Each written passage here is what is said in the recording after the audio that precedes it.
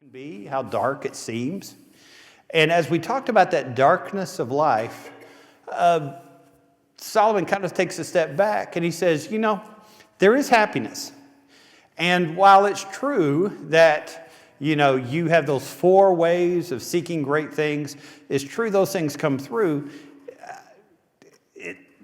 you're not going to find your fulfillment in possessions, in your job, in relationships. There's a God-centered hole within you that has to be filled. And so he says, take a step back and realize every day you have is a blessing. Every day you have, even those dark days, even those difficult days, those days are blessings which come to you and which you can appreciate. And I think chapter 3 kind of opens that up a little bit. We have a poem here, and that's what we'll work on. Now, the way I introduce the poem here is the need for balance.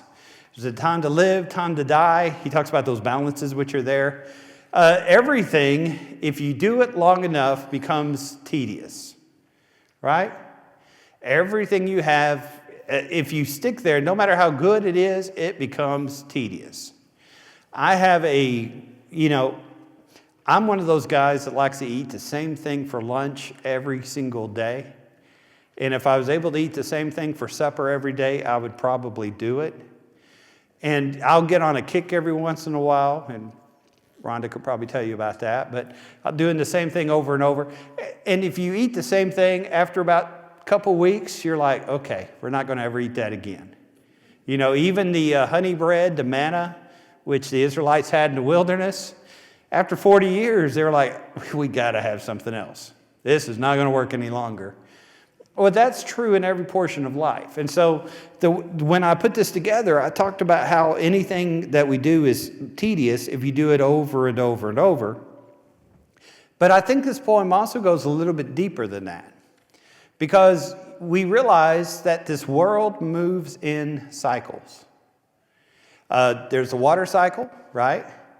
You have the ocean, it evaporates, becomes a water vapor, then it rains, becomes a stream and a pond, and it works its way back down to the ocean.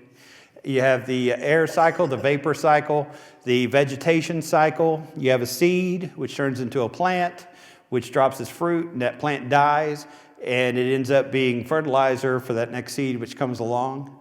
God has made this entire world to work in a cycle to teach us that we're a cycle. So what are the cycles that we go through? Every one of us, if our parents raised us right, were one of these obnoxious kids in church that cried, right? Which, by the way, is the most beautiful sound in a church building, is a young child. But we go from there, we go to where we're a little bit older, we go through the youth group, right? Then we graduate, we either stay here and work, we go to college, and then we get married. And if you grow up in Marshall County, you grow up and you do what? You come back to Marshall County, right? And then you get married, you have your children who are allowed, and then you grow up your kids through the youth group, and then you're kid-free, theoretically, when they turn 40 and move out, all right? And then you retire, and then you're those senior saints, and you finally get to the point where you're too old to be able to come to church anymore, and you pass away. And the thing about it is we don't realize that we are a part of that cycle. And whatever you are today, it's like the weather in Kentucky. Tomorrow is going to be different, right? I had 2-3 people last Sunday make fun of my truck because it was dirty. And I thought, I need to go wash it. And guess what happened Thursday? Oh, those people in Texas sent their dirt over, right? Yes. And so then the car was dirty again, and I waited. I was almost late today because I drove with Rhonda because I didn't want my dirty truck at church again because I was afraid what everybody would say. But, it's a cycle that just goes through, and you go through those things. Well, that's what we're going to notice. Let's go ahead and read the passage, okay? Starting chapter 3, verse 1 of Ecclesiastes. To everything there is a season, a time for every purpose under heaven. It's a time to be born, a time to die, A time to plant, a time to pluck what is planted. A time to kill, a time to heal. A time to break down, and a time to build up. A time to weep, a time to laugh. A time to mourn, and a time to dance. A time to cast away stones, and a time to gather stones. A time to embrace, and a time to refrain from embracing. A time to gain, and a time to lose. That kind of happened to us today, right? Move back an hour, or forward an hour. A time to keep, a time to throw away. A time to tear, a time to sow. A time to keep silence, and a time to speak. A time to love, and a time to hate. A time to war, and a time of peace. Okay. In this chapter, the word time is mentioned 31 times. Now, I've told you before how I feel like my world is controlled by time. And maybe that's more true for preachers than it is for other folks. But there's a time when I have to be quiet because it's lunchtime, right? I got to get everything in before that time. Time when you have to be at church, right? I used to say they'd never start without me. Guess what? They do. There's a time to get your kids off to school, a time to get to work, time to come home, and time to eat, time to go to bed if you don't want to feel terrible the next day, and time to get up when you do feel terrible the next day. We're controlled by time. And that's oppressive, but it also helps you to see this world is working. Because every second that passes never comes back again. And so you use the time that you have, realizing it's a treasure, it's never going to come back. It'll never be back here again. And that's a difficult time, that's a difficult thing for me, because I want things to go back to the way they were. You know, I liked my kids when they were little bitty, and I got one here today. I like you not as little bitty. You know, he's an adult now, but you know, it was fun when they were like in first or second grade, right? And it was fun when they were teenagers. Now it's fun when they're adults, but you'll never get that old time back. All right, let's go through. God's sovereignty determines all the times of life. This passage, 14 opposites, shows that we're subject to time and changes over which we have no control. You cannot control time. You ever wish you could go back in time? A lot of times we do, right? God created time. We talk about how heaven's going to be so strange because there's no time, there's no day, there's no night. God's the one who created it. And since we are in his creation, we feel that there's always been time, and our world is controlled by that time which is there. Now, there's a time to be born and time to die. We can hasten our deaths. God rules the timing for each one of these. All right. How do you hasten your death? Your lifestyle, okay. We make some decisions which make our health go south sometimes, okay. Sometimes we cheat death with some of the decisions that we make. But each one of us has a beginning point and an ending point. Now, we'll live eternally, but there's an ending point which is coming. And it's so interesting when we think about that and work through that idea that every one of us is mortal. For the longest time, we lived thinking death is just something that happens to everybody else and not us. But the older we get, I think, we realize, you know, it's coming for all of us. And so that's the reason we got to get ready. Don't wait to the last moment to get things right with God. Don't wait to the last moment to get things right with people. You never know what tomorrow holds. It's one of those things that's just really hard, really difficult for us to do. We don't know what the future is going to have. All right, there's a time to plant and a time to pluck. The successful farmer knows that nature works with him best when he works with nature. All right. There are times where you got to know as a farmer when to plant, when to harvest. Back when we used to grow corn over here around the property and such, it used to bother me so much because that corn looked ripe and they still wouldn't pick it. And I'd always think, is the farmer being lazy? You know, there it is, it's drying up, it's just sitting there. It's just waiting. It's not like it's going to grow anymore. You just wait and wait and wait. And finally, some ag people talk to me, why is it they wait so long to harvest that corn? Has to do with moisture. What's the moisture have to be? Very, very low. It's like, Lonnie, is it like 2%? 7%? Huh? Has to be 15.5%. Okay.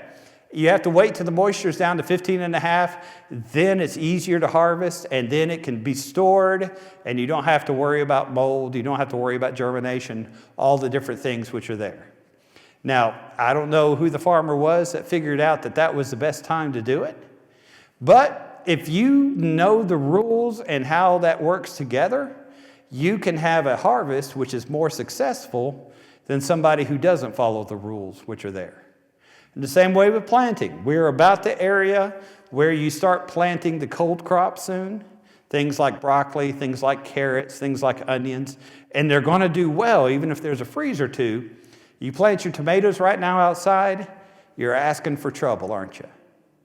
All right, that's farming terms, and I'm not a very good farmer, but those are some of the farming terms I've learned. Now, what's some application that happens with us today? There's sometimes to start things, and there's sometimes to finish things, right? And it takes wisdom to know when. Yes, sir. I love to watch children, and so I wondered why they made crayons big for little children, but it's because they can't handle a slim one. So it's interesting. With the different ages, I'm not a child perfect. I had 4 children, but my wife raised them. I hear you, yeah. But the thing is, it's so wonderful to learn that mothers learn when it's best to give children this and that and the other. And so it's wonderful also to know that as adults, we can learn when it's best to do this and that and the other, if we're wise enough to take the learning. That's right, that's right. What Dan was talking about is how with very small children, they do better with the big crayons because their motor skills aren't quite ready. And then, we're not ready for the thinner crayons until we get a little bit older, Maybe high school's where no, not really. But you get a little bit older and you're able to work with the smaller crayons, and how, as we grow, there's different things which are appropriate for us into different ages as we go along. I remember my dad one time talking about one of his grandkids, one of my sister's boys, and he was just a toddler, and he was just learning to walk like this, and Dad was talking about how he walked that way, and started comparing about how toddlers and older folks are there's a lot, we kind of have a cycle that we follow there, and as it runs across, it's kind of interesting thinking about that. Until it applies to us, and we're like, oh, maybe not. Maybe it's not as interesting as we thought it was. All right, in every one of our lives, there's a time to plant. There's a time to get something started, and also there's a time where things need to be wrapped up and things need to be finished. And so that's what Solomon is telling us, is you got to be smart about time and how time works. All right, chapter 3, verse 4. And, of course, there's a time to kill, a time to heal, a time to break down, a time to build up. There is a time to weep and a time to laugh. Connected to that, time to mourn, time to dance. The weeping and laughing are some things you should be doing in private, and the dancing and the mourning are things which are the same emotions, but they're in public. You get in trouble when you laugh at the wrong time, right? Somebody says, man, I hurt my back. And you say, ha ha, that's great. No, don't say that. It gets you in big trouble, right? And so you have to learn when to be happy, and you have to learn that perhaps sometimes you should be sad. What did the writer say? It's better to enter into the house of the what? Mourning, okay? Because sometimes when you are at a funeral, it opens up your eyes to some things that perhaps being at a wedding wouldn't. And so there is good stuff that comes from happy times and good stuff that comes from not as happy times, which are together. Okay? Chapter 3, verse 5, stones are common in Israel, They got to be cleared for the farming, and they're also used to prohibit farming. That's probably what he's talking about when you're talking about the stones which are there. There are times where you need to look at the things that are happening in the world and decide whether it is happening that way for a reason or not. Okay? What would be an example of that? I don't know, that's an awfully broad question to ask there. And of course, you got an answer. What you got? When you do a renovation of downtown, you have to tear down the old building. You got to tear down the old stuff before you can put in the new stuff. Absolutely. Okay? And so there's times to tear down, times to build up. And we'll talk about that here in a second. You can't plant a garden until the stones are out of the way.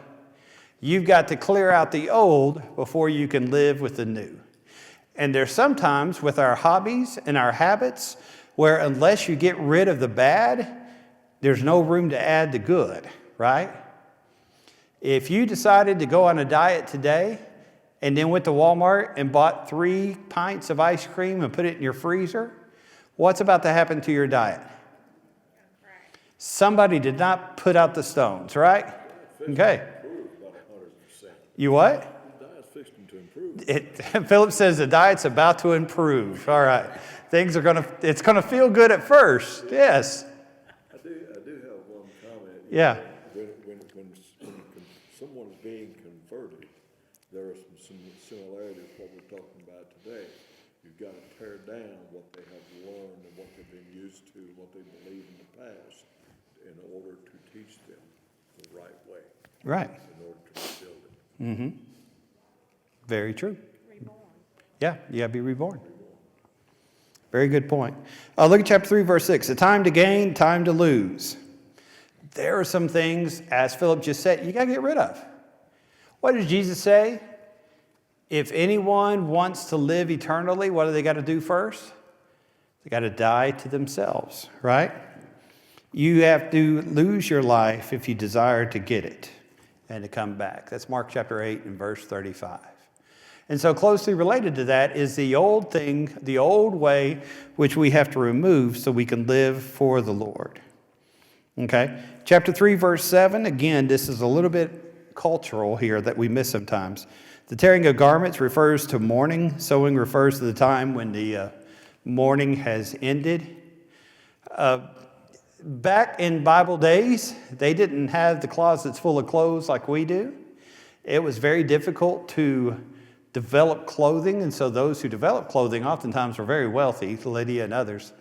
But back in this day, when you were hurting, when you were sad, one of the ways you showed your sadness is you ripped apart your garment, because people would see that you're destroying your wealth because you're so overwrought with emotion. And then when the time for mourning was over, you had to sew up. Our bodies are not designed for cortisol or for adrenaline. I don't want to get into the hormones. Our bodies are not designed to stay under stress 24/7. Now, we're good for stress for like a day or two, for a week perhaps. And when that stress hits, it heightens everything within us. We're able to run away from the danger, right? You're able to, if you're super stressed, to work all night and be ready for the next day. But if you keep your body under that pressure all the time, what's going to happen to your body?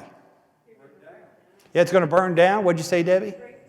It breaks down. Yeah. Cancer, oftentimes. The digestive system, used to say ulcers. Our bodies aren't designed to remain under stress all the time, and our body falls apart. What you got? Sometimes you can't avoid it in whatever situation Right. you're in. You live in it 24, I know for a fact, but you live in that 24/7, and it becomes a part of everyday life for you. You're in a fight or flight kind of a mode. Yeah. 24/7. And a lot of us are in that situation where it is, I mean, it would make a great TV show. If you're not living it, if you're watching it, at the end of every 30-minute episode, boom, not good to live in that, but it's good to watch.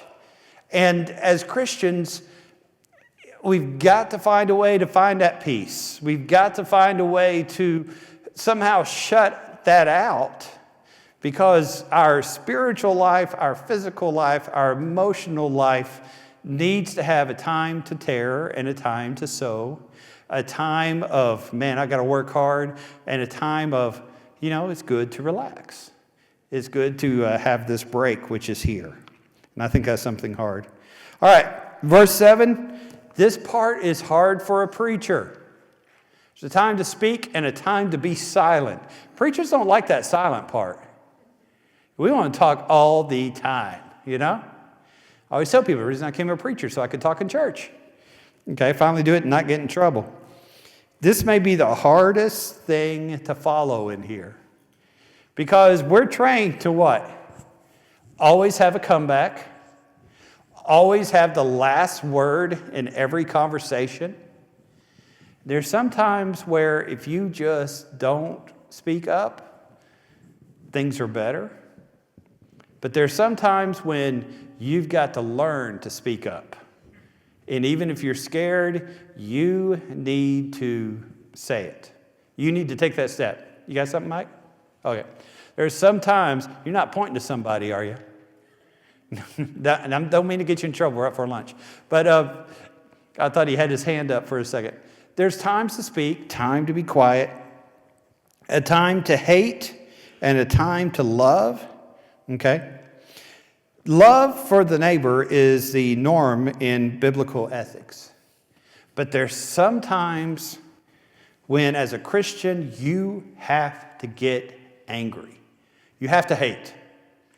An old preacher I know many years ago preached a sermon called The Thermostat. And I learned in preaching school, never be in charge of the thermostat, because you always have two groups of people mad at you. Those who are hot, those who are cold. And so if the preacher's in charge of the thermostat, you're going to be looking for a new job soon. Nobody likes the guy in charge of the thermostat. But each one of us needs to be able to control our thermostat. There are times when we need to cool things down, but as Christians, there's some times when we need to raise the heat up. God wants you to be angry at sin. God wants you to be angry at suffering. God wants you to feel that you need justice. And that exists as well. Does that make sense? That's something important for us to see, even in the circumstances. All right. Our life is very complex, but the key to having a successful life, a good life, a godly life, is knowing where the balance point is. Knowing where you need to be this way and where you need to be that way. And I don't know if we always have that right answer, but that's what we're shooting for. That's what we're going for. All right, real quick.